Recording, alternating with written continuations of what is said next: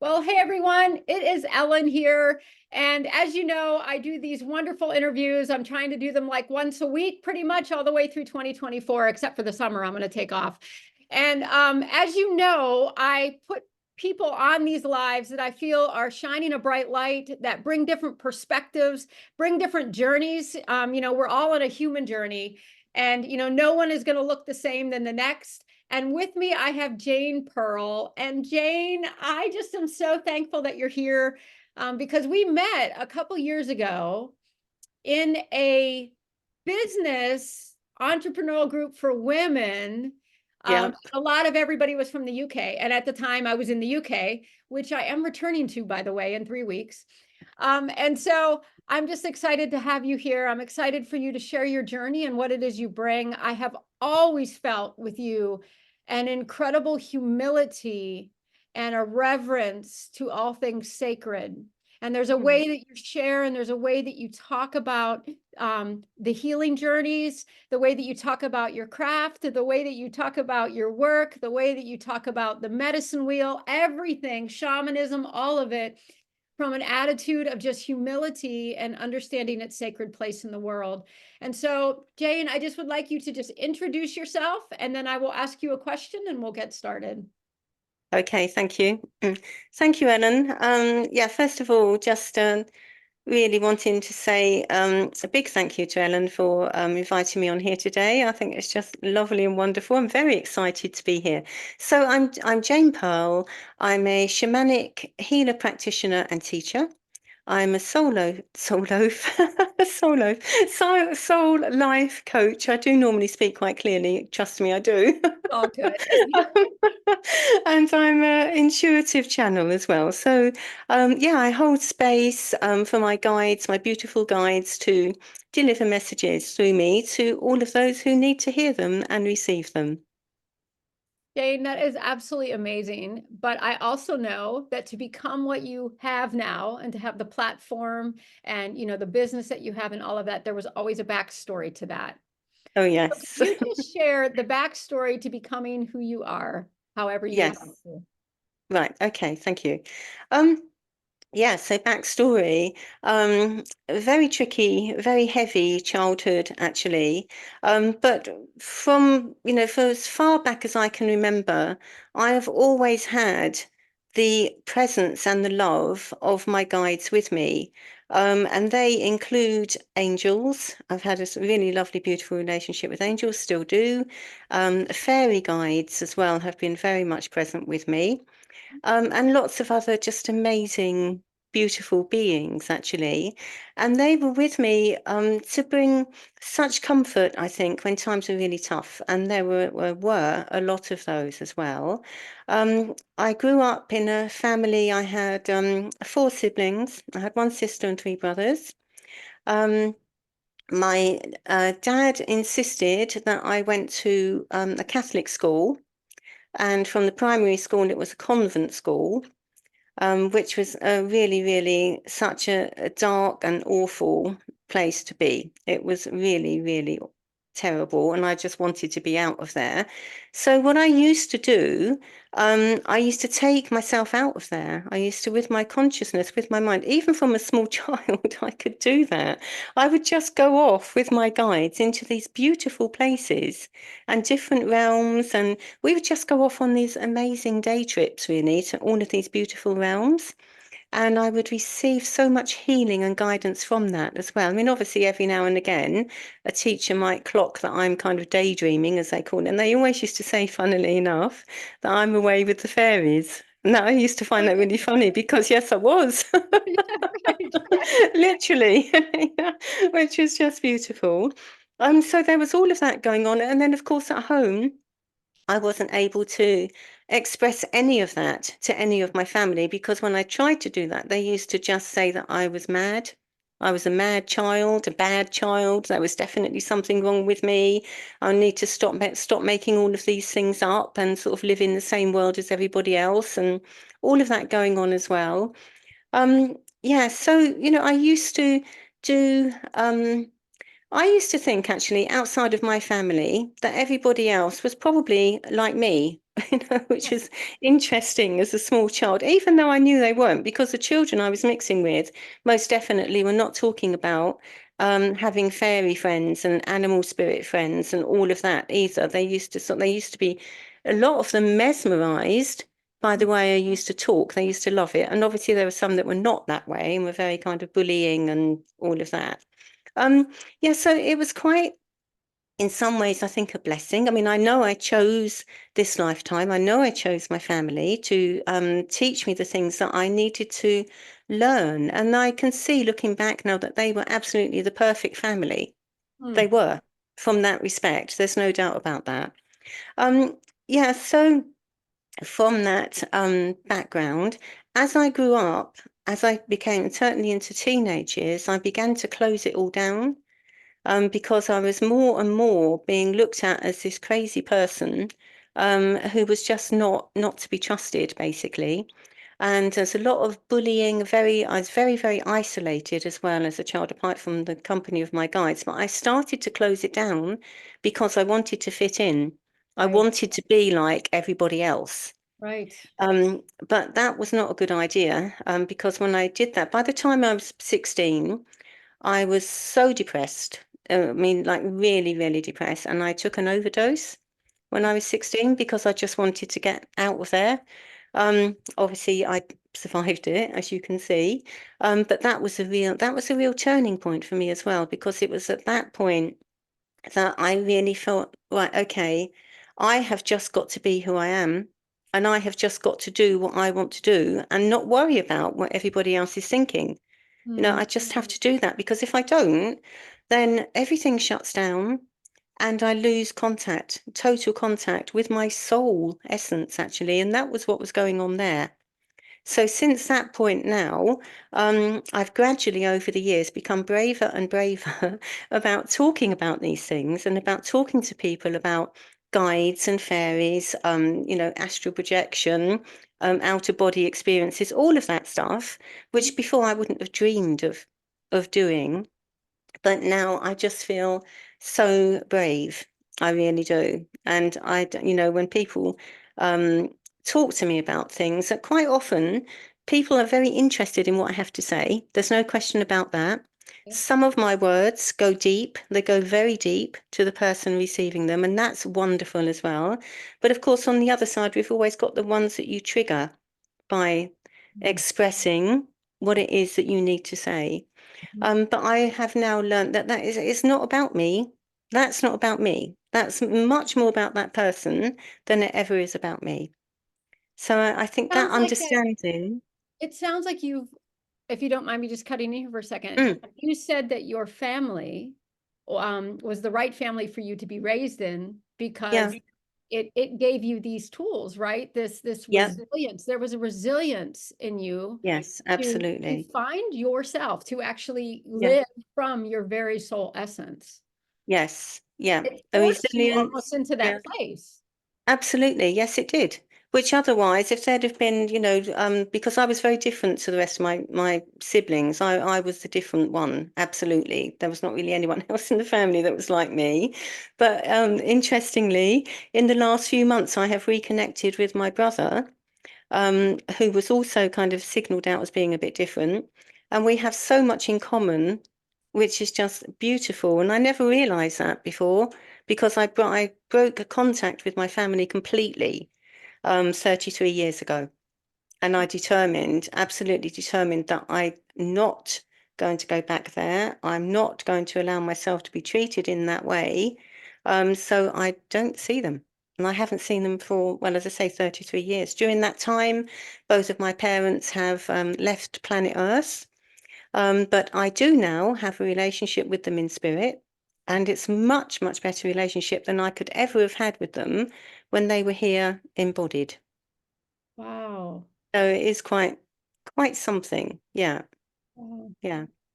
So you mentioned that early on you were interacting Mm.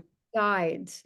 And can you just explain to everyone what guides are? What is their purpose? Why do you feel they were present in your life? Because there are many people I know who say, well, I don't see any of that. I go in the woods and I don't experience any of that. So how Yeah. about you just explain a little bit about the guides and what they. Okay. Yeah. Yeah. I mean, for me, like my experience of guides are they are just a loving presence. Very simply put, that is what they are. Um, and I find that the more I connect with them, the stronger that presence becomes. And then I can receive everything that they wish me to receive that I can then share with others to help them in their life as well. So yeah, I mean, I mean, I do very clearly see my guides now. I never used to when I Okay. was a child. I Gonna didn't really ask see that. them. I just knew they were there. I just had Right. that sense that they were there. I could hear them sometimes, but again, not always. But I always knew they were there because there was a shift in energy around me, completely different energy, and I could really feel that. By the time I was about 10, I think, something like that, I was seeing them more and more, apart from my fairy guide. Now that's interesting because she came to me on the eve of my fifth birthday when I was in the woods, because I used to, as a child, I was always in the woods. I just my absolute heaven place to be. And she came to me when I was 5 years old. She is over 6 foot tall, so she's not a tiny little gossamer winged being at all, but she is just incredibly beautiful. Now, I saw her and see her every day, every moment I call upon her, I know she's there. But other than her, the other guides were, as I say, a presence, an energy. Mhm. I know more of them now. I see more of them now, but I do also know there are many, many more that I don't see, but I can pick up what they're trying to get that message through to me. Mm. And it So sounds it's like to me interesting. they were put in your space to really like protect you is what it sounds like. Yes. Yeah, they were definitely protector, absolutely. And still are, actually. I have a couple of guides there that are real bouncers. You know, they don't put up with any nonsense at all. Well, Um, we will I, not mess with you, Jayne Pearl. Well, and that's wonderful to know they're with me. So Archangel Michael is my guard. Okay, I have had such an amazing relationship with him since a child, and as I've grown up, developed more and more, he is with me all the time. He is my Yeah. go-to guide for, just about everything really, but protection definitely. And I also have a huge Native American guide as well, who is called the Guardian. He used to be called something else, but I'm not now to tell you what that is. But he's called the Guardian. And again, very, very protective of me in the shamanic realms and the worlds that I journey in. Yeah, Oh, so they're just beautiful. But I think for people who are thinking, well, how do I know if my guides are with yes, me? I think yes. it is about really just going into a quiet space, just taking a few breaths so you come into your center and then just be gentle there and just allow the presence of that guide to come to you. You invite them, you ask them to please come and help you, and just notice how that comes in because that might come in as a change in temperature, it might be colors, it might be sounds, it might be things that are going on physically in your body as well, or you might see them or hear them as well. And sometimes people, when they have guidance, they know things without knowing how they know. And that's another way that guides can come in. Okay. And they'll give you signs and symbols along the way, but it is about starting to develop that relationship. And like all relationships, you need to work on it. You need to keep developing it, need to keep building it, but in a space of ease and softness, not like I must see this guide because that's not going to help at all. That just blocks. But if Mm, you can just allow that presence to come in for you, it will. It will. wow. Now, do you at all see sometimes some people's guides are people who have left this natural plane. They've transitioned, Mhm. they've gone to somewhere else. Do you have that? Are some of your guides that way? I have one guide who is that way. My channel doesn't tend to be as a medium. I Okay. don't give, I don't do mediumship, but that's not what I'm here to do. But yes, I do have one guide who was on the earth plane. Um, and comes in with a very humorous energy, which I love, okay, because he understands what it's like to be To be here. embodied on this earth plane, and what a crazy planet we live on, you know. So he's very, very he's just lovely. He's just got the most amazing sense of humor and just makes me laugh all the time. Um, Generally speaking, they tend to be from other realms, my guides, and particularly the fairy realm now, connecting with me so strongly. And Hmm. that is evolving all the time and expanding all the time. Give you an example of that. I did last week, I think it was last week, a live channeled card reading. I do these every week anyway in my groups on Facebook, but this one was with the animal spirit cards, and they're absolutely gorgeous cards. I'm just trying to think what's her name? Colette Baron Reed, her Okay. animal spirit card deck. They're absolutely gorgeous. So this time, my guides were saying, right, okay, we're going to do this on the public Facebook. We are not going to hide in your groups anymore. You're going to go out there Here we and do go. it on Okay. there. I thought, okay, fine. This is obviously the year for that, because this is a year of great courage, isn't it? The year of the Yes. dragon and Oh, everything goodness. linking in with that. So I thought, okay, fine, I'll do that then. So I'll do it on my Facebook profile, share it to my groups afterwards. As I sat with that, I was shuffling the cards and just taking them one at a time, three cards, and just asking for the messages to come through. And with these animal spirit cards, I don't normally get this with them, but I know now that I will. They were speaking to me. They were absolutely talking to me in a way that has not happened before with those. Fairies, yes. Angels, yes. I can do all of that, no problem at all. But the Hmm. animal spirit cards this time, they were just absolutely extraordinary, and such beautiful messages coming through for everybody as well. So, you know, that I just loved that. And that was about me being in a space of trust with Hmm. those guides. Yeah, and just following it through and not thinking, oh no, I can't possibly do that. I'm too nervous or whatever. It was going with it, and it made such a huge difference. So, you know, when the time is right, and time is a funny thing anyway, because as you know, it only exists here. But what I'm saying is when the time is right for each of you out there, that guidance will come in for you so strongly and so clearly in all kinds of amazing and wonderful ways. Now, so if you've tried getting in touch with your guides, don't give up. If this is something that you really want, don't give up. Keep going. Keep working on the relationship. You know, every day, just gently dropping into that space and asking that guide of yours to come to you, and it Yes. will happen. Yes. Yeah, Yes. yeah. Now, would you encourage people to journal what they may be hearing? Yes, yeah, absolutely. Yeah, that I think journaling is such a key for us. It really is. It's incredible. Yeah, always, if you can get into journaling, it is such an amazing space for you to be able to get everything out of your head onto the paper. Okay, and once it's on the paper, then it becomes a lot more tangible for you as well, because it's actually in front of you. It's being mirrored back to you, everything that's coming out of that. And Yes. it's so lovely. And in a journal as well, you know, quite often if you write something in your journal and then say revisit it a bit further down the line, even a week or two later, there's a good chance that you'll see things there that you've written that you didn't even see before. So it's such an amazing thing to do. Um, Journaling about all kinds of things is wonderful.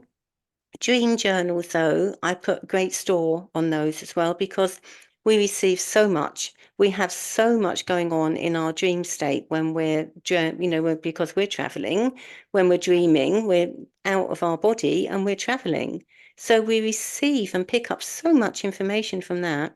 So Mm. coming back as soon as you can, writing down in your journal, even if it's just the last few things, or one thing that you remember, just write it down. You could even write down, if you don't remember anything, you could do that. Write that down in your journal, in your dream journal. I don't remember anything from my dream, but I would really love to work back through, and I need some help with that. Something like that. Mm. Yeah, I to get find the connection. Yeah, I find that it's almost like writing a letter. So what I will do sometimes if I'm wanting to connect, let's say it could be angels, it could be guides, what, however it is, I will just sit and I'll hold my pen and I will just say like a good morning, or I may have like some sort of like, how's it going? Sometimes they're Yeah, very, yeah, it's not for me, it's never been this like real um how do I describe it?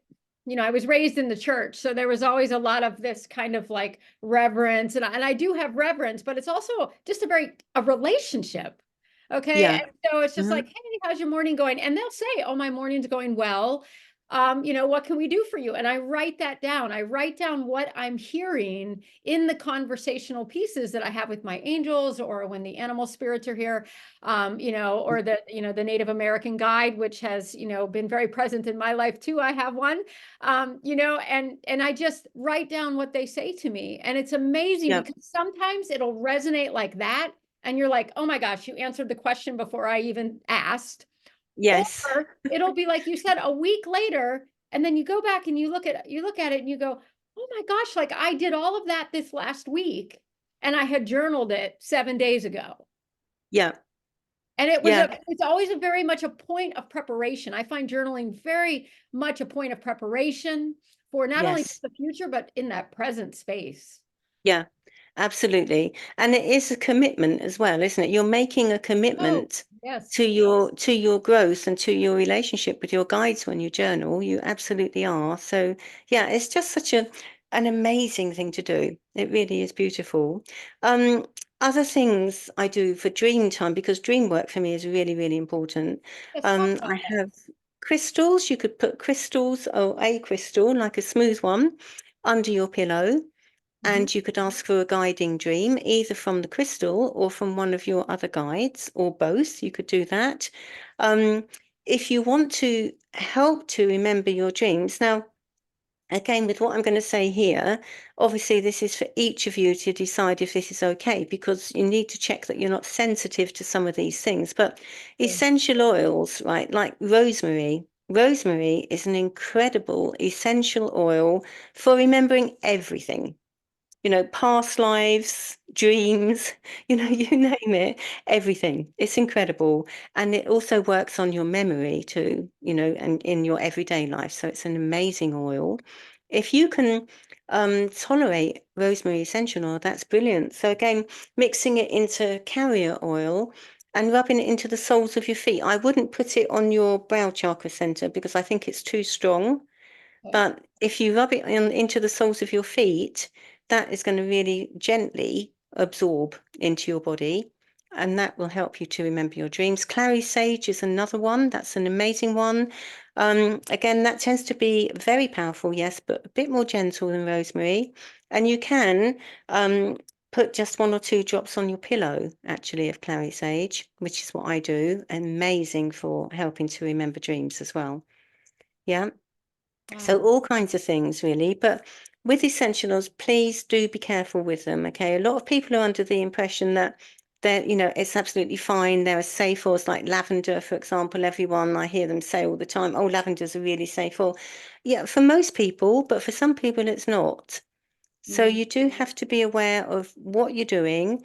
And also with essential oils, don't use them for more than, if you're doing dream recall with a certain oil, don't use it for more than a couple of months because it builds up in your system. And that can become a bit toxic as well. So it's a good idea to switch to another oil after about a couple of months. Okay. Okay, so lots of things to bear in mind there. So I'm an aromatherapist, which is why I'm allowed to talk about Sure. essential Sure. oils anyway. Um, and one of the things about my aromatherapy training, which was just wonderful, so this was back in when I was living in Cambridge, I did a holistic therapy course. It's a two-year course, Hmm. and it was aromatherapy, reflexology, Indian head massage, aromatherapy Oh my massage, obviously, Swedish massage, which absolutely used to floor me. I couldn't do Swedish massage. It was God. Sorry. it was such hard work. It was ridiculous, but I had to do it to get through the course. Um, but with the aromatherapy thing, so what happened there, at that time, I was still waking up quite a bit, but still wasn't fully conscious of what was going on around me. We were taken, a group of students, to a mind, body, spirit fair. I'd never heard of one of those before either. And we went there. I went there with the intention of buying a therapy couch because I knew there would be people there displaying those. So that's why I went. Okay. Um, I was with a group of friends and we were walking around, and then there was a table to one side, and it's a big sign on it saying, spiritual healing here today, come and give it a try, or something to that effect. I was walking past, and this healer, who was a guy, stepped out in front of me and said, "Would you like to come and try spiritual healing?" And I said, "Yeah, okay." I said, "Yeah, I would actually." I said, "I've never had that. I don't even know what it is. I've never had that before, but I'll give it a go." So I sat on a chair, and we were in this exhibition hall. So it's a very, very busy place. And I was sitting with my back to everyone in the exhibition hall with this healer. I had no idea what was going to happen. He put his hands on my shoulders, and obviously I know now what he was doing as a tuning. But the moment he did that, I just felt this overwhelming sense of pure bliss. I have never experienced a feeling like it before or since. It Mm. was absolutely extraordinary. It was only for, I don't know, probably 10, 15 minutes, something like that. But the whole time, all I could feel was this sense of bliss and joy and freedom and light, and the sense of being just wrapped up in this gorgeous energy. It was just absolutely incredible. I couldn't hear anything. All the sound behind me from all of the hustle and bustle all just dropped away. So I had the healing, and obviously he came back, grounded me through my feet, and he said to me, "How was that?" or something like How that. was that? And I couldn't actually voice anything. Nothing would come out because I was just so blown away by it all. And I said to him, "Well, that was that was lovely. I mean, that's got to be the understatement of the century. But anyway, that was lovely." I said to him, "I'm just going to go and get something to eat or go outside, and I'll come back and talk to you in a little while." So, because for some reason I can't really explain to you what happened there. And he said, "Oh, okay, yeah, that's fine." So I went outside with my friends, and just as I was walking towards the door to go outside, I started to get all of these colors swirling around, zigzag lines, and oh God, all sorts of stuff. I've never had that before either. And I thought, "Oh, what is that? What's going on?" It was a bit scary because I wasn't Sure, expecting it. sure. So I stepped outside and sat on the grass, and after about 10 minutes, it stopped. And I was thinking, I hope this isn't a migraine or something like that, but it wasn't. Um, so I went back in, and I was walking around trying to find this table where this guy had been. It took me ages because I couldn't find it. I did eventually, but he had gone to lunch. So there's Oh, another healer there sitting at the desk. And I said, "Okay, I just wanted to come back and just give some feedback on the healing I had." I said, "It's just so extraordinary." And I explained to her, the best I can, what had sure. happened. And she walked round from the table, and she took hold of both my hands. She looked straight into my eyes, and she said, "You are just an amazing healer." And I thought, wow, okay, if you say so. It's fine. Because I still hadn't quite got with what had actually happened there. And it was only once I'd got back into college the following week to do my aromatherapy, I was selecting different oils and things. And then all of a sudden, these oils were talking to me. The Sure. plant spirits of the oils were talking to me Mm. about, what we can use for this, and what we can do for that. Because I was on to the case study stage by this stage, so we had members of the public coming into the college to receive aromatherapy healing. So they were guiding me as to exactly what it was that that person needed. And it wasn't what I thought they needed either. It wasn't what I'd Sure. Right. actually That's put how it down on the always paper. Wasn't that at all. And I was like, okay, fine. So I just went with what they said, and it was just absolutely extraordinary. And then, since that point, I realized that that was an awakening. There's absolutely no question about that. That healing that I had there just literally woke everything up. It Wow. was just amazing. It Yeah. took me from that point, though, still another 3 years before I actually decided to train as a healer, because even then I still didn't know that there was such a thing as, as training as a healer. And it was only when I moved to Devon, I saw an advert in a shop window in Ashburton, which is not far from where I live now. And my who turned out to be my tutor, Jan, lived on the moors, and she was advertising a spiritual healing course that was going to be starting in a couple of weeks' time. And I thought, oh, that sounds really interesting. I'll get in touch with her. And I've never looked back. And she was just an amazing, absolutely amazing teacher as well. Yeah. My Yeah. goodness. Oh my gosh. Oh, Jayne Pearl, I love you. I love just being in your presence is an honor, honestly. It sounds like to me that you were bringing yourself to a place of embodying the reality, Mm, the reason you are here on this planet. yeah.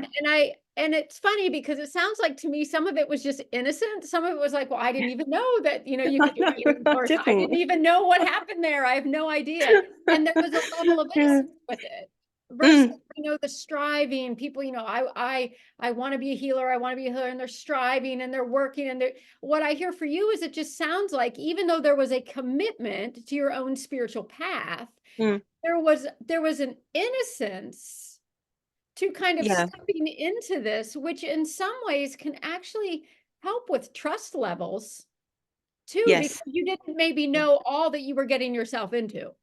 I didn't know. No, I Not at all. didn't. Definitely not. No. But it has been such a delightful part of my life, and is, I mean, it is my life. It's not what I do. This is my life, absolutely. And I'm just so blessed and so grateful every single moment I am here on this precious planet. I really am, because, it's just such a beautiful life. All of the stuff before, okay, all of the hurt, all of the darkness, all of the shadow stuff, I've had to obviously face all of that, transform that with help. Obviously, I didn't do it all on my own. I've had lots of beautiful mentors and teachers working with me Mm. to do that. But all of that I know now are gifts. They really are, because they are the things that give you the strength to build your foundation so that you can move forward. You need to do that, because you can't go from like yuck to, well, hey, this is absolutely incredible, and miss out the bit in the middle. It just doesn't work like that. So it's so necessary to do the work. It really is. But it can be beautiful. Every time you face a fear or a doubt, or you face releasing a pain or something that has really got a grip on you, every time you do that, you can feel absolute joy and release and forgiveness, actually, for yourself and for all and everyone that was holding you in that energy. Wow, which brings me to shamanic journeying, which brings me to your Yeah. shadow work. This is a huge part of what you are doing in the world. Can you talk Yes. a little bit about shadow work? I think sometimes we have this. I've seen a lot of people talk about the shadow and they just want to cut it off. And I'm kind of Yeah. like, well, I mean, that's what I was raised, even just in Christianity, there was a lot of this, you Yeah. cut this all off, you cut it off, Yeah. and you're basically fragmenting your whole self. And I have come to Absolutely. realize that is not what shadow work is about, nor shamanic Mm, journey. So can yeah. you talk a little bit Yeah. about that, please? Okay, so shadow work, then, shadow wounds, or whatever you want to call it, they are all parts of yourself. They are all parts of your essence and your energy. And they are hurt and damaged parts, okay, that are calling for healing. So anything that's happened to you along the way from childhood, up to where you are now, all of the things that have been traumatizing for you in one way or another, they become what we call shadow parts. Now, Mm. your shadows need your love. That is what they need. They need to come out into the light and they need to be loved and accepted by you, because that is the only way that you set yourself free and it's the only way that you set them free. So, in shamanic healing, then, we as practitioners, shamanic practitioners, I would never ever call myself a shaman, by the way, and nor should anybody unless they are the true, proper shamans who have been chosen by their tribe to perform that role. Okay, that's so, so important.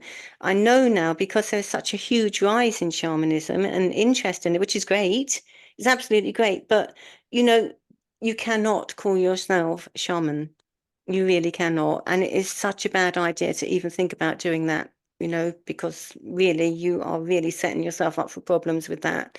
But as a shamanic practitioner, I can learn how to do certain things, with permission, obviously, always with permission, always with honoring absolutely everything that goes with that, because it's about honoring where that came from, where, the medicine, the shamanic medicine, where has it come from?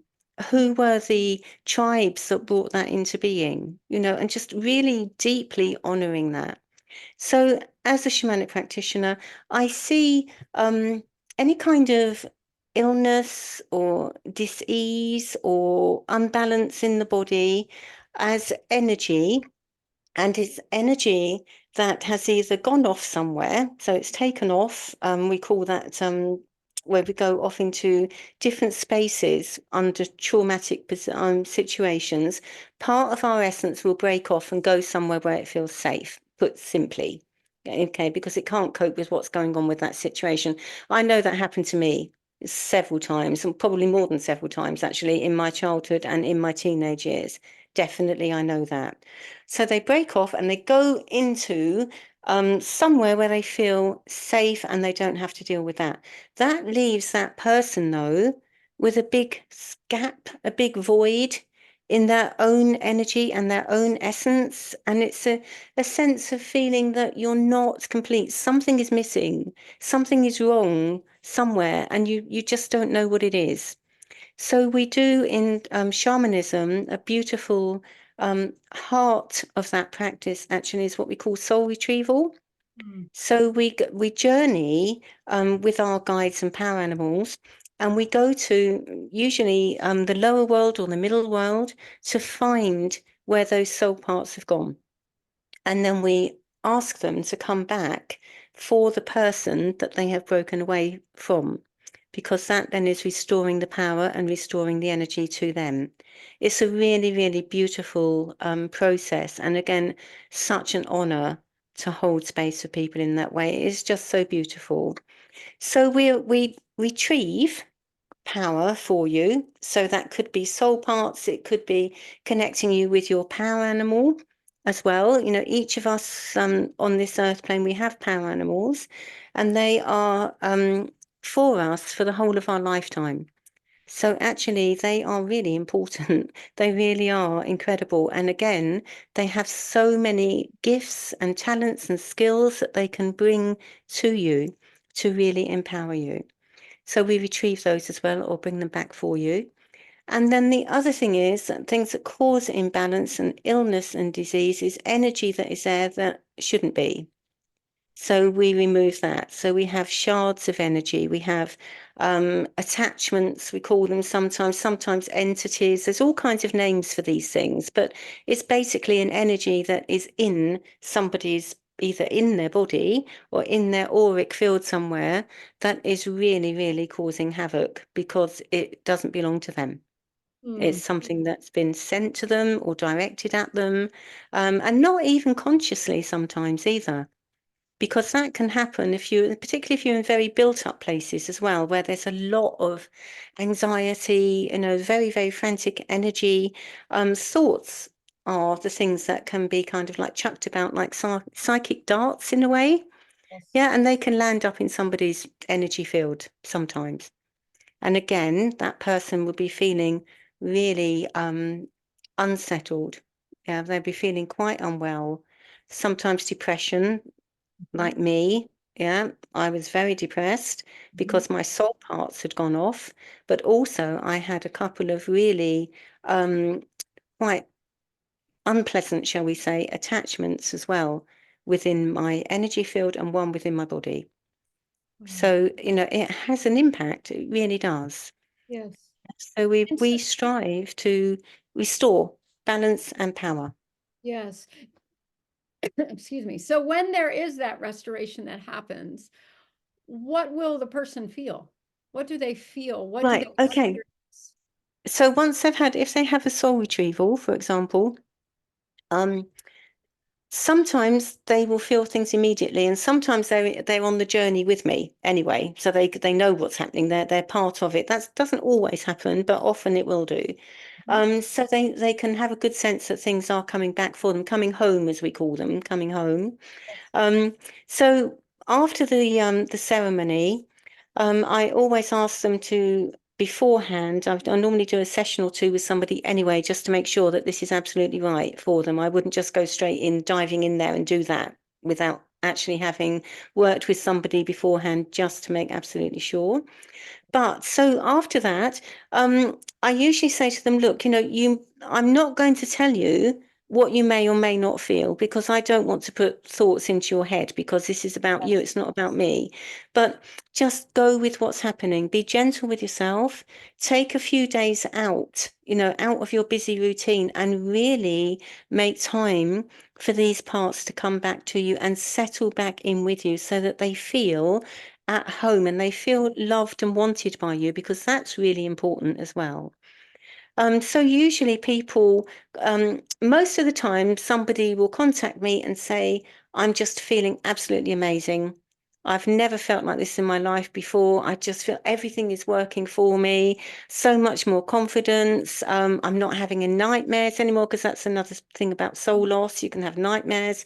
Um, and just feeling so much more comfortable in their skin is another way that people will describe that as well. And after they've had a soul retrieval ceremony, it can take weeks sometimes, it can take months sometimes, or even a year or two before the whole part of that actually plays out for them as well. So it is about being gentle, being patient, and again, allowing for that to happen. And See, I again, with love soul, this. I love this yeah, because I'm just going to jump in here because you're hitting something that's really important to me, especially regarding healing, is that there is a process. mm, yeah, there is. There Yeah, is hugely process. You so. can't just Yes, suddenly, I'm going to jump and like skip all of these other things, A, no, B, C to get to X, Y, Z and skip no. D through, you know what I mean, all the way Yeah, up to that's P right. and Q. Yeah, yeah, There is a process to yeah, shamanic healing and just healing in absolutely. general. Yes, and healing in general. Yeah, absolutely. Yes, there is. And it's hugely important to be with that and to allow that process to work through. It really is, because, otherwise you're just not going to benefit enough from it. That's the thing, because you're stopping everything from happening for you. Yes, yes. Yeah. Now I know in your practice you use the medicine wheel. This is, Mm, we've talked about this before. yeah. And can you just share what you do with the medicine wheel? What's its importance? What does that Okay. matter? Yeah, so the medicine wheel, right, how long have we got? Because I could talk Oh, forever nope. about this. But We are set. The Zoom is set for 2 hours. So okay, all right. good. So the medicine wheel then is a sacred circle. It's a sacred circle of light and protection and love. And it is so important that we set up the medicine wheel before we do anything at all with shamanic practice, and particularly if we're working with the energy of another person. Hmm. Okay, so it's so important. So we have the medicine wheel. So we have the four elemental directions there as well with that. So we have now this differs from culture to culture, but my way of being with the medicine wheel. And I always say to my students who are studying with me that, if you're finding that actually this is in that direction for you, that's absolutely fine. You go with that. That's fine, because I don't say, because there's never one way, is there? There just No, never is. no. No. So for me then, the East is where we start on the medicine wheels, where we begin our journey. And it is the direction of the East, it is the element of the fire, and it is the rising sun. Okay, so that is just absolutely beautiful. Um, so that energy there is really about everything that begins. Okay, where we begin on our journey, when we finish our walk round or journey round the medicine wheel, we come back to the East again because we come back to be reborn. Okay, because it is a place of rebirth as well and renewal.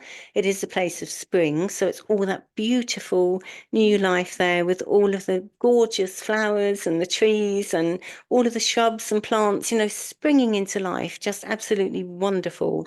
So that's the direction of the east, and we have associated animals there as well. Eagle is in the east for me anyway, hugely so. So we go from there. So we'd always start anything in the morning. So if I'm setting up my medicine wheel to do shamanic work, right, I will face to the direction of the east. I will ask my guiding spirits, my helping spirits to please be with me because it's not me that does the work. Okay, I'm the channel for that. It's not me. It is actually the helping spirits that do all of that, and I hand that over to them as I hold the space for that to happen.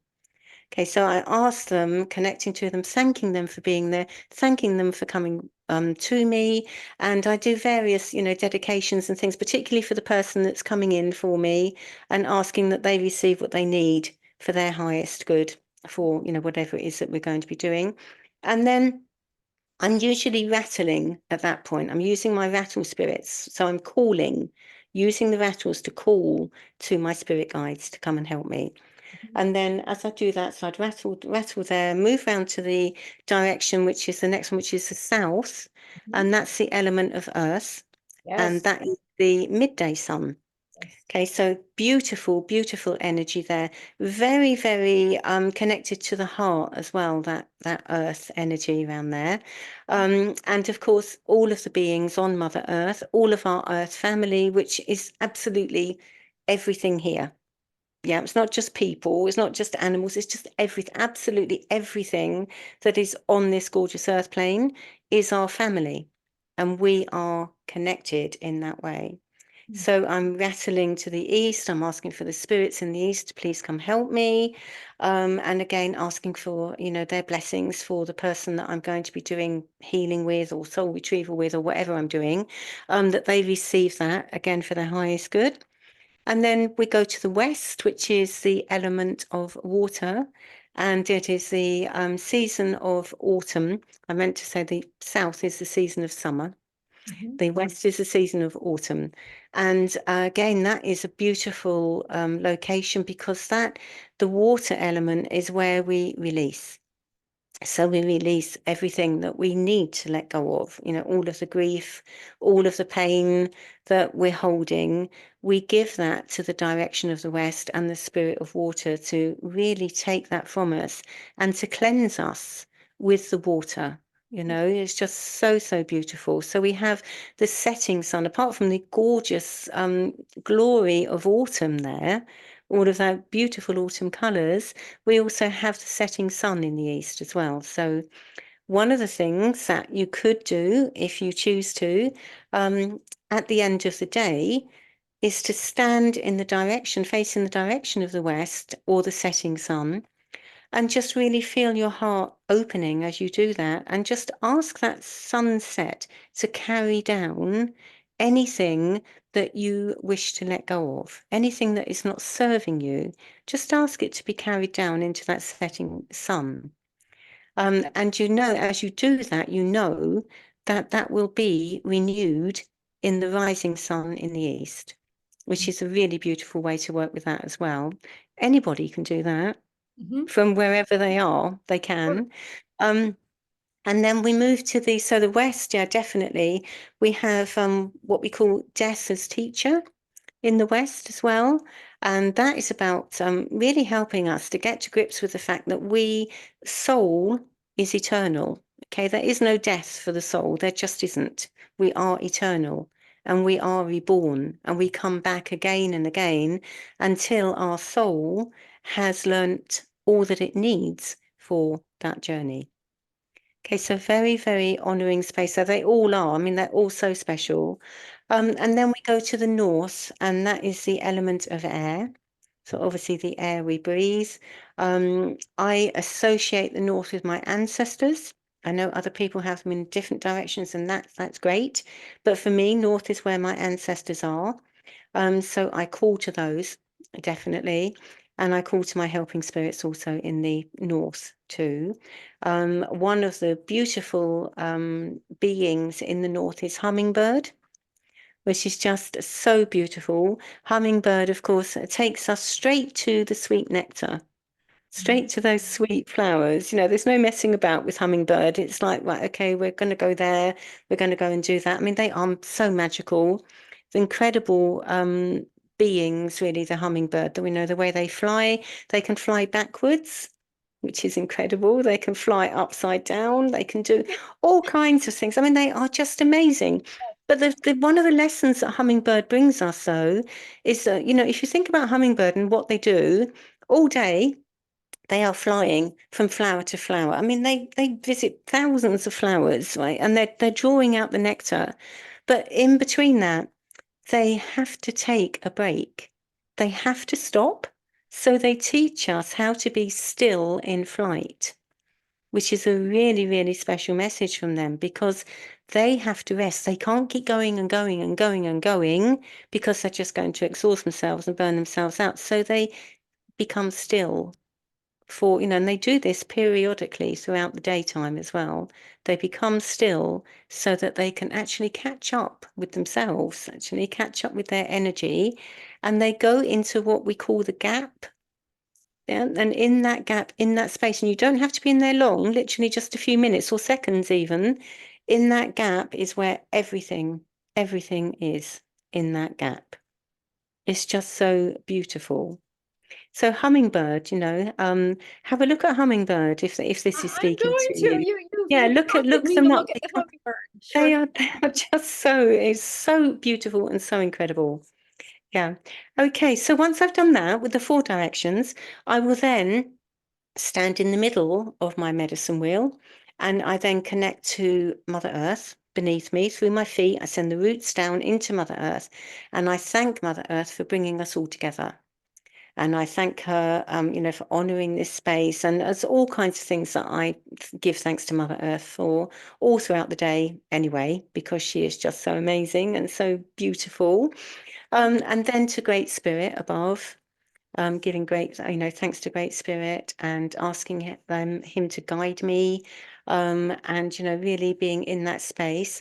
And then finally, so that's like the 4 outer directions. And then we have the 3, which I've just said. So the Mother Earth, Great Spirit, and then Spirit within. That is really important to connect with your spirit within, you know, because that is so, so important because without spirit within, you haven't, what have you got? Right. You Right. know, really, what have you got? You haven't got anything, have you? Because if spirit's gone, then you're gone. Mm-hmm. Yeah, Mm-hmm. because spirit is everything and it is the soul self, the spirit self within you in your heart space, which is where they reside. Yes. Okay, so I connect in with that as well, and then I'm good to go. Now that all sounds a bit grand, and you know, and yes, it is. It can take a long time. It depends what it is I need to do, and it depends on the energy that I'm raising while I'm working in that way as well. But I can do that inside. I can do it outside. I go into the woods. I do that every morning. I go into my woodland and I create a medicine wheel, and I connect in there because I'm connecting to my guides all the time out there. I'm connecting to all of the animal spirits, the tree spirits, the plants, the flowers, everything in Yes. that beautiful space. My family, yeah, my earth family. That's Yes. what I'm doing. Yes. Yeah. So that's what we do. So we raise the power by doing that. We're bringing in the spirits to help us. We really are raising up that energy. And that is so incredibly powerful. And it is so protective. The whole thing is just enveloped in protection. And only light can enter into that circle. Okay, we only ask for the highest light to be there. And that's how we work with the medicine wheel. Very simply put, obviously there's a lot more to that because it's Of course.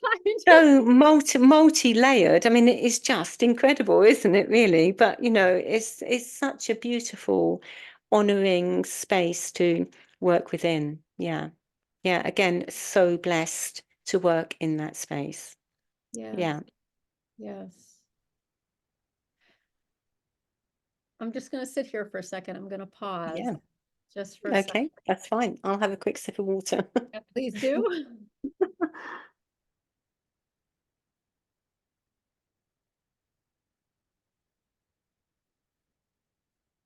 You have a way of making the sacred even more sacred. You have a way of talking about ancient practices and a way of talking about the healing work you do from a real place of sacredness. And I just want to pause in that and honor that, because I've seen a whole lot of different things. I've seen a lot of different healings. I have my own healing practices, and I've been around all different healing movements. I've been around a lot of things. Mm, And the way that you talk about healing, being a healer, shamanic practices, the earth, the whole process to where you are today, the whole journeying you've done, there's an honoring to that. And I feel like that's gotten lost in a lot of modern spirituality, the yeah. modern ways of doing things. People just talk about healing like, here we are, and boop, this. And I'm just like, oh, wait a minute. And I want you to speak to, if you can, and you always have a choice not to, as well, Mm, but just what do how do we translate spirituality and healing and all of these things in a way that is sacred? How do we mm, get out of the spiritual materialism, the oh God, and I could say all sorts of things here, but I'm also wanting you to just feel the guidance and the leading to talk about what you want. But um, there's so much spiritual materialism. There's so much greed in modern spirituality. There's mm. so much stuff with it. But with you, I can sense an honoring and sacredness. So can you translate, build a bridge, create something for us to tap into that sacredness? Yeah. Yeah. I think actually the most simple way to do it. I mean, I like keeping things simple, by the way. I don't go into I'm right there. convoluted things. I like things that are simple. Hmm. So people can understand what on earth I'm on about to start with. And also I just feel it's so important. So keeping things simple. So yeah, moving into sacredness and honoring that, it is really about asking yourself, really asking yourself, within your heart, what does that mean for you? What does that mean to be in a sacred space? Okay, so it's about letting go of the ego as much as you can. Obviously, we can't let go of the ego totally because we wouldn't be here if we did. That's there to help us to be here, our personality. But it's really about being in that heart-centered space. To so to help you to do that, I think really to just bring the light in through your crown center. Yeah, just bring the light in, just ask for it to come in through you, through your crown center, through your body, and then really bring that into your heart space. Okay, this is what I teach people to do when they're studying with me for healing and things like that. Bring that light into your heart space. And then you can really feel that energy now as it begins to move down your arms and into your hands. And your hands will begin to notice that energy. That could either be as a kind of tingling there, it could be heat, it could be a sense of slight heaviness in your hands, but you'll definitely have a sense of something happening. That is what we call being attuned. Okay, that is getting out of your head and into spirit. That is what that's about. So once you've done that, you can then relax into that space and just see what comes in for you. You know, open up to it, open up to that sacredness and ask again, ask to be shown how you can bring that into the world. And there's a humility to that. See that I'm Mm, bringing it right back to humility, which I've always seen with you, this incredible yeah. humility. This, yes. So I'm going to ask you a question that I know people are thinking. I can feel the thinking going on. So, um, when you are interacting with your guides and guides are telling you things, and different things like that, do you ever lose your self autonomy? Do you ever Um, lose, um, yeah, like, you know where I'm going with this? Like, yeah. does it actually enhance yourself, your own embodiment, or do you completely and totally like lose yourself? I just I hand it over. I Okay. hand everything over to spirit and to my guides. That's what I do. So in a way, yes, I suppose I do let go of my autonomy. But not obviously not totally, because if I'm working with somebody, I still have to be aware of what's going on with them. But it is about, you know, it is about giving it up and giving it over and let the guides bring in what needs to happen for that person. It's not about me standing there thinking, oh, well, I'm doing this and I'm doing that and I want to do this and I want to do that. It's, you know, it's no, it's not. But it is definitely just give it up and give it over. Trusting is a huge thing there. When Mm, you can trust that your guides are going to bring through for that person exactly what they need, then that you are absolutely in the right place. mm, Yeah. mm, Yeah, and I mean, if I'm meditating for myself, then yes, I will let go and I will go off into all kinds of places. I often these days, if I'm meditating, I like to shape shift as well into my power animals. Sometimes I might choose one power animal to do that with, and we'll just go off on a beautiful journey somewhere and do something that needs to happen. Or sometimes not even stuff that needs to happen. Sometimes just to be in the joy of that space as well. That is really important. So I will do that. But if I'm working with somebody, then I can't do that, obviously. And I most certainly would not be doing that. No. mm, mm, No, so I'm aware of what's going on with that person. I'm always checking in and making sure that they're okay and that they're feeling safe and they're feeling comfortable. But at the same time, I let my guides get on with whatever whatever it is that they need to do. mm, mm. Yeah, because I know whatever it is they need to do is what that person needs. Yes, yes, I'm hearing you. Yeah, I'm hearing you. yeah. Um, so you do so many things. Like you are like a wealth of wisdom. I feel like I could just sit here and talk to you like forever. But Yeah. if if somebody came to you, let's say, and they said, I'm struggling with this. What how does this work? Like what do you do with them at the onset? Because you're not obviously going to go like smack dab into, all of this healing. No. What does the process look like for somebody who wants to work with you, or they feel they have? Okay. Yeah. Well, if it's somebody who wants to work with me, I would arrange to do a call with them so that we can talk. Okay, this is really important so that I can talk to them, they can talk to me, and I can get more of a sense of their energy and more of a sense of what is going on with them. And just make sure that we're a really good match, actually, because there's no point me working with somebody if our energy is just not going to match in some way, because that's incredibly important. Okay, so if we're a good match, then that's fine. I'll get the go ahead from my guys to say, yes, that's fine. And if it's not, they'll say, no, it's not fine. And I need to say to them, I'm really sorry, but I'm not the person to help you. And I might recommend somebody else, maybe, or, I definitely wouldn't work with somebody if my guides were saying, no, it's not matched. It's a kind of mismatching energy. Okay. So yeah, just have a really good talk to them and listen. Most of the time, I spend a lot of time listening to what people are saying because that is so important. They need to be heard, and I need to hear.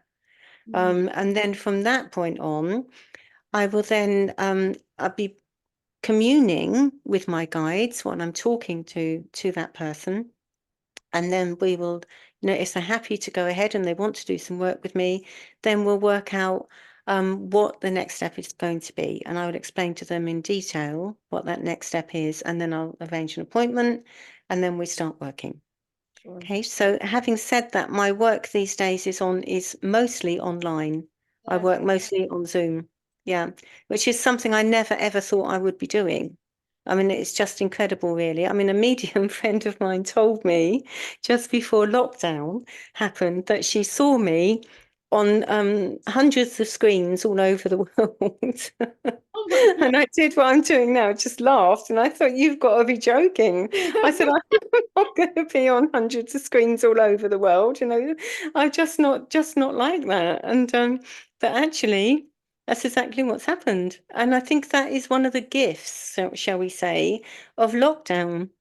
I think that's one of the gifts it brought to us because we had to find another way. We had to find another way to connect with each other. And that has kind of opened up the world, actually, for me as a healer. It absolutely has, because before I would just be working with people that live locally where I live in Devon. Online stuff. Oh no, what's that? But Sure. actually, I found now that it is incredible. And when I first started doing healing with somebody, online, it blew me away. The things that would happen and the power of that energy that was going through. And I don't know why I was so surprised because, I teach healing. So I know that with distant healing, it travels around the world in a matter of seconds. Okay. And it can go through anything. It goes through buildings, it goes through, mountains, you name it, everything. So I'm not quite sure why I was so surprised that it was so powerful. But that was part of my thing, part of my fear, I think. But having got over that and worked with that now, that is how I love to work that way because it's just extraordinary. It really is. Yeah. Mm. Yeah. Very, very beautiful way of working. So, Jayne, I'm going to ask you just a few more things. Yeah. So if people feel like, okay, I'm a healer and I can feel that in me and I know that this is where I'm supposed to be. Mm. You've been around a long time and you have wisdom in this area. Um, Sometimes people just think that if they take an online course, and there's something to be said about online courses. Okay. I'm not okay. So for people, let me just backtrack here. I'm not against online courses at all. But like a 4-hour online course with 12 years, 15 years, 20 years of experience, there's really Mm. almost in some ways no comparison. So the certificates that are going out quickly and all of these different things that people are striving for. So what would you say to somebody who really feels like, yeah, I'm a healer? Where do they go? What should they look for in training, in proper training? Because I do believe in training. I believe there's a valuableness to that. Yeah, there is. I think there's a great value to it because it's um you need to, when you're doing, like an accredited course, for example, an accredited training course, you need to meet certain criteria when you're doing that. So you need to follow a code of conduct to start with. There's a professional code of conduct, which I actually like because that protects the public. Yeah, Yeah. when they're receiving healing, because you have to comply with that code of conduct. It's like a safety net, really. Because as you've just said, Ellen, if someone has done a 4-hour course, said, "Oh, hey, I'm a healer," Oh my let's get gosh. on with this, off we go, kind of thing. That is so dangerous. Potentially, there is huge danger in that. There really is. You're working with somebody's energy. And that is something that needs to be respected and deeply honored. It really does. So I think anyone who's feeling that they are a healer, I mean, yeah, you're right, because everybody, and I mean everybody, has that ability. We do. It's our birthright. We have that within us, that capacity, shall we say, or that beautiful healing energy. So yeah, to find ways to develop it. So you could do like I did. You could start looking in your local area. So if, for example, you wanted to do in training healing with somebody, start looking in your local area, see who's advertising out there, and then check. I would really recommend that you check that they do belong to a professional body. Okay, I think that's really important. Make sure that their credentials are what they say they are. Okay, so Oh, you can go into that professional body, you can look up that healer and make sure that everything's fine and that they haven't been struck off for something or other, because this does happen. So it's really important to check them out.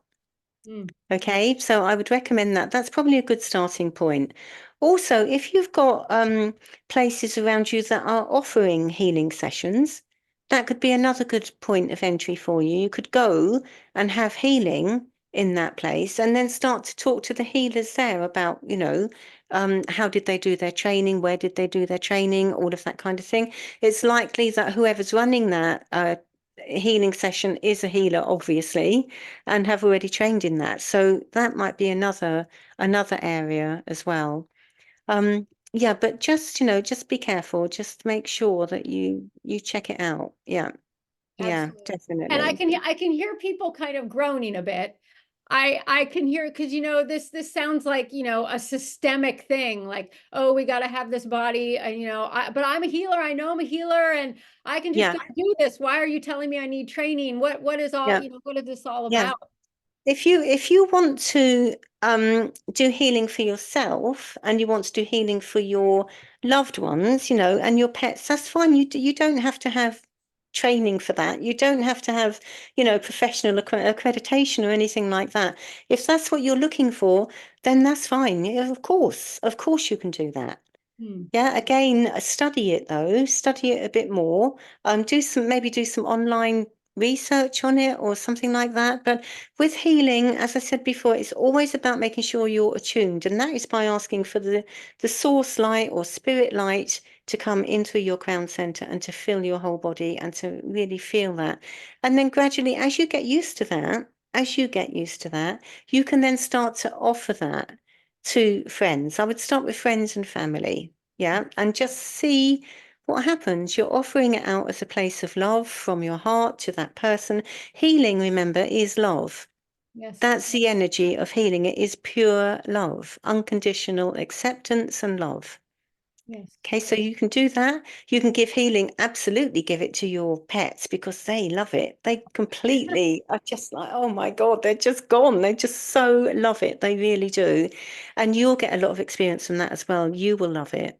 And it Hmm. helps you to build confidence actually in being able to do that. So, it's just like taking small steps actually, rather than launching yourself into something, just go there gently, easily, slowly, and just, really be with it in a gentle way.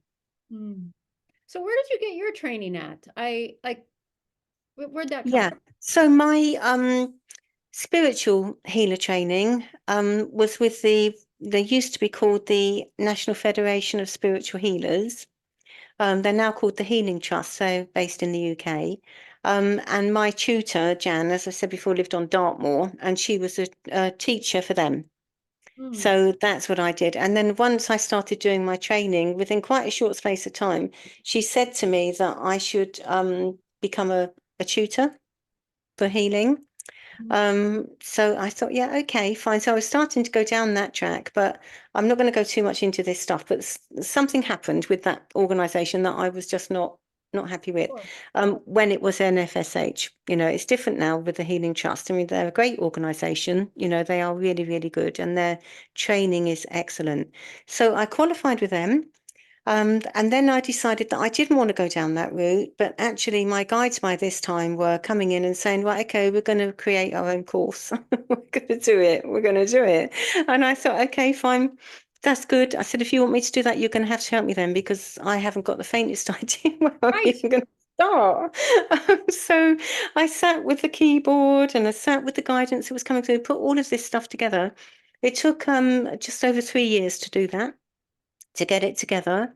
And then once I'd got it all together, I put it for accreditation with UK healers. And I got accreditation on that course, which was just wonderful. And then once it was accredited, then I started offering out healer training courses. And then from there, a similar thing with the shamanic healing. Now, shamanic practice with me has always been there. I've always walked that path. I love it. I've always been so strongly connected to nature, to all of the spirits of nature, to the fairies, especially. So beautiful, and so many other things as well. But there wasn't anywhere where I could do like a course that was an accredited course, because for me personally, that's important. That's just me. That's just how I am. I think it's important.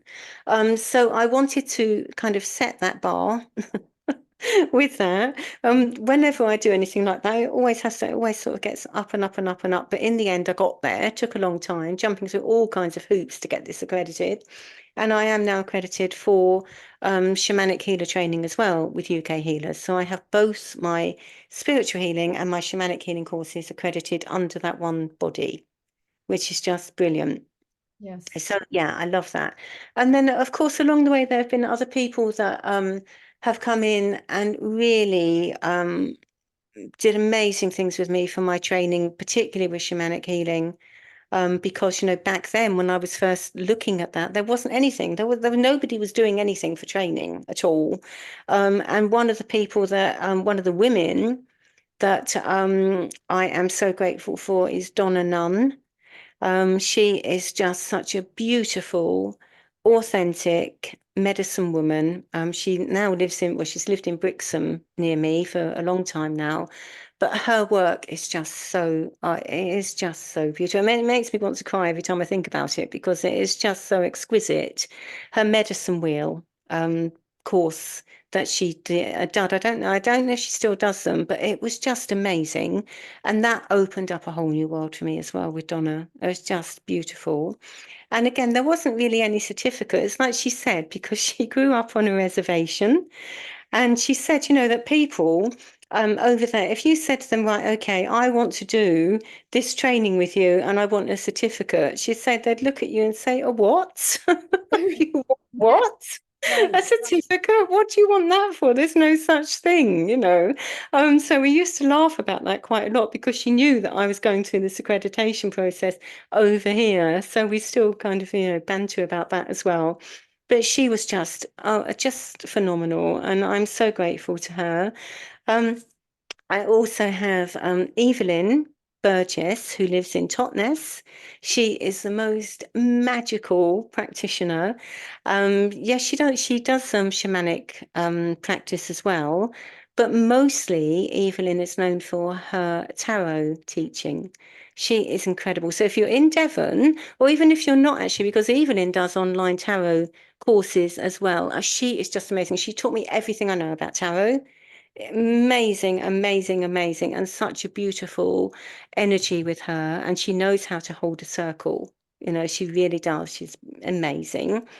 And then thirdly, I just want to mention just Tonya, our beautiful Tonya Mills, yeah, who has been such a light in my life. She really has. And she has, sort of held my hand through so many different places that we've gone with this growth and development. And she has really helped me to shift so much stuff as well. So much of my heavy energy, the old stuff, the old stories that say, oh, you can't do that. No, you can't do that. You're not worthy of that, all of that. So we've shifted all of that as well. So I'm so grateful to Tonya as well, because she's an incredible, incredible light. And you, Helen, also very, very grateful to you, because you are such a beautiful light here, and I have such admiration for you with the way that you have turned everything around, the way that you have really worked with such a difficult upbringing and all of that, the religious upbringing, all of that stuff, you have turned it around completely. And that is just so amazing. And I'm in awe of you for doing that. I really am. It's just incredible.